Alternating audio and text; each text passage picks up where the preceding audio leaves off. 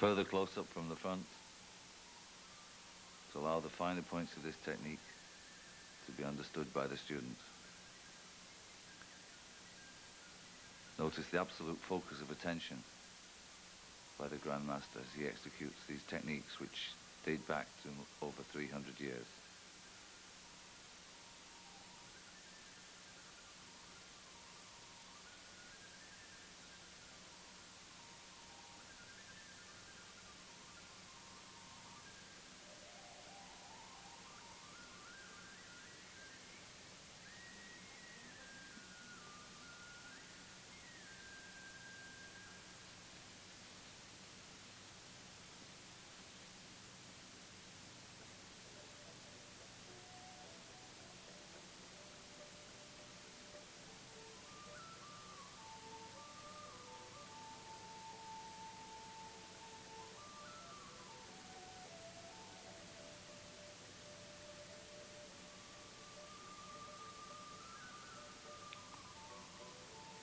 During Hun Sao practice, movement should be done slowly for wrist and forearm strengthening.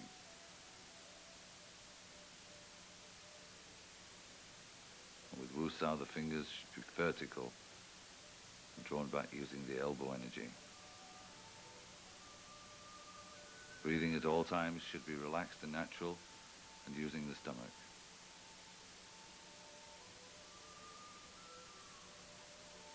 During all the techniques of Tan Sao, Hun Sao, Wu Sao, Fuk Sao, Hun Sao, Wu Sao, the other hand should be held back horizontally to the body, with the fist pulled against the side of the chest.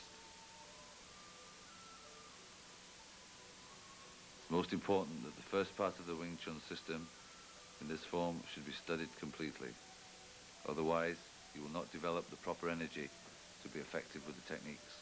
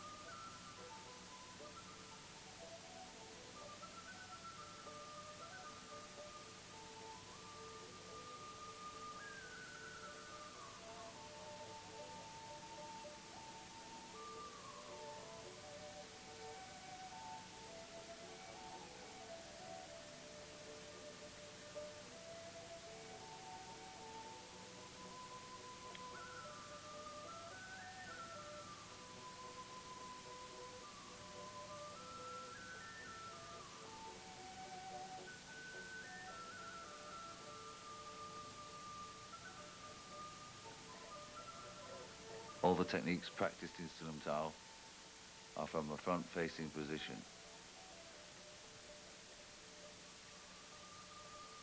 And allow the student to centerline focus the techniques.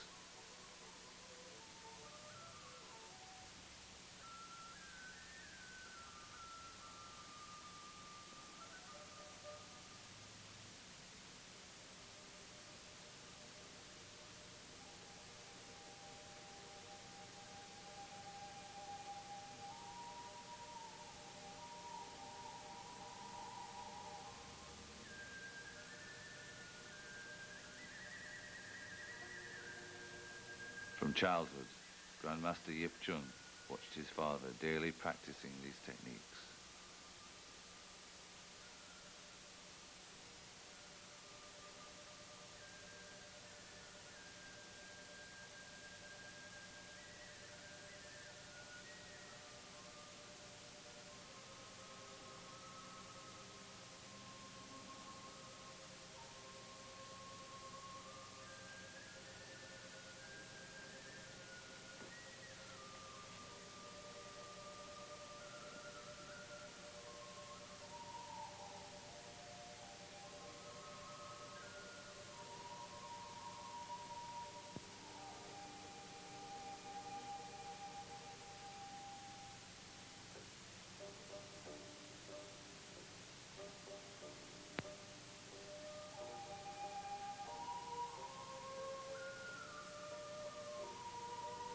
the second part of the form, close up from the front, showing the use of energy, relax to tense, relax to tense,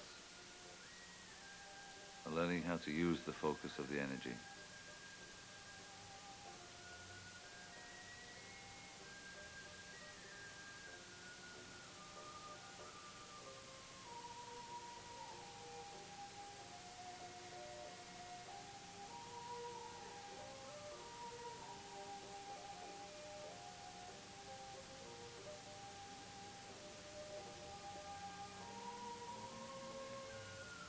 Here from behind you can see the energy being illustrated.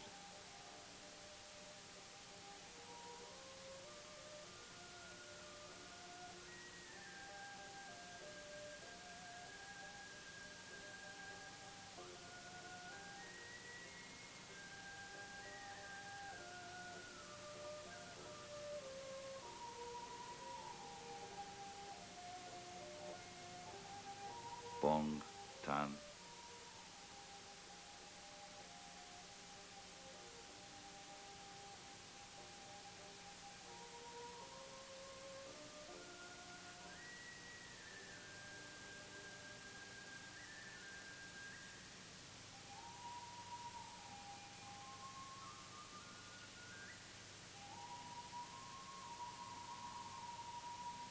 Here from the side, further demonstrating Grandmaster's control and precision of technique.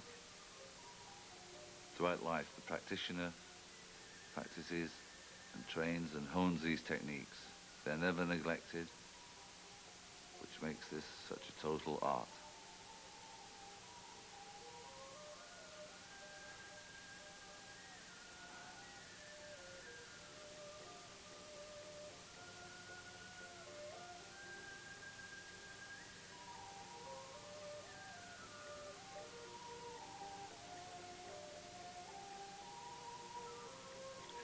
Chamku is known as building the bridge, second form of the Wing Chun system.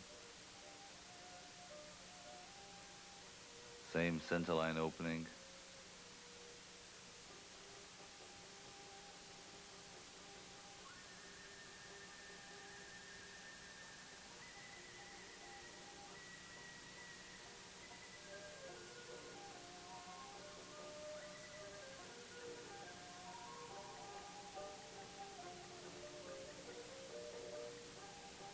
Turning and practicing techniques which engage an enemy.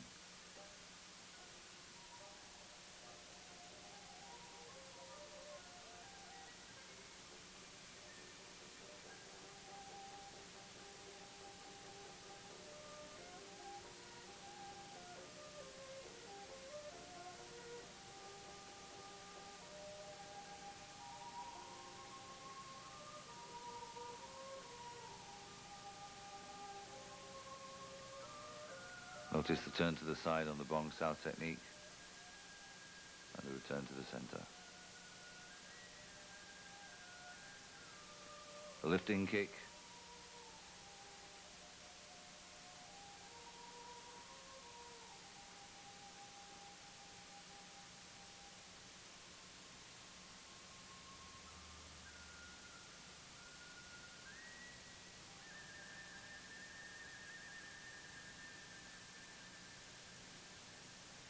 Front kick.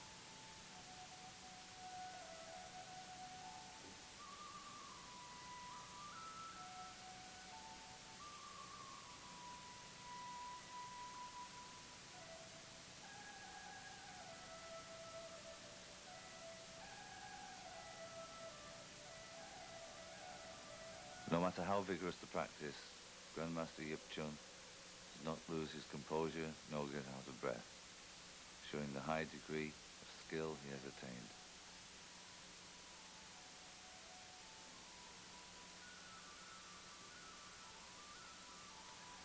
Bilji, flying fingers form, often known as the desperation form and taught only to indoor students. It is said in Chinese Kung Fu that skill first rests in the hairs, then in the skin, then the muscle, and finally resides in the bone.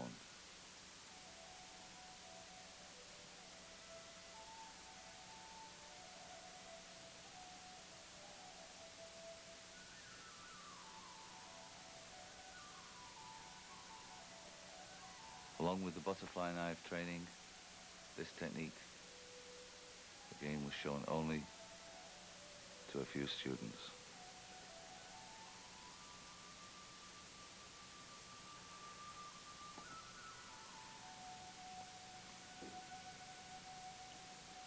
Like Chamkyu, the second form, Butzi, employs training techniques that would be employed in a serious confrontation, along with the leg techniques. The development of the attacking techniques, moving on to fingers and elbows. Special energy developed in the initial part is for the fingertips and hands. Section developing elbow and leg stepping, circle stepping, helps to control your opponent's leg.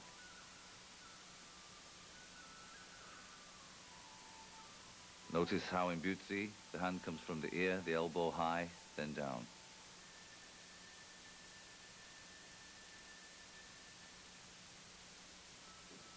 Grandmaster Yip would like to make it clear to all students that the elbow itself is a well-conditioned instrument and practicing in the air is sufficient exercise.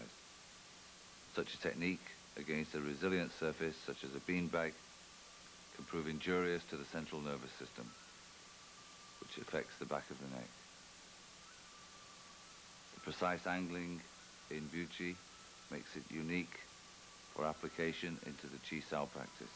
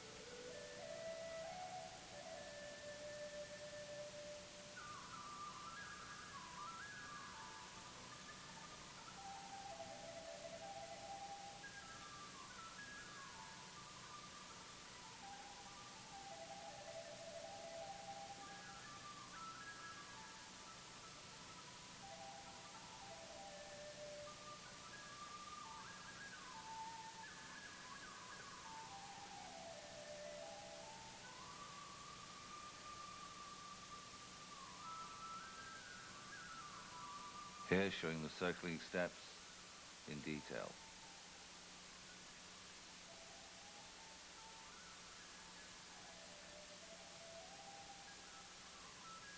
Although apparently quite simple steps, they can be employed with great effect against an opponent.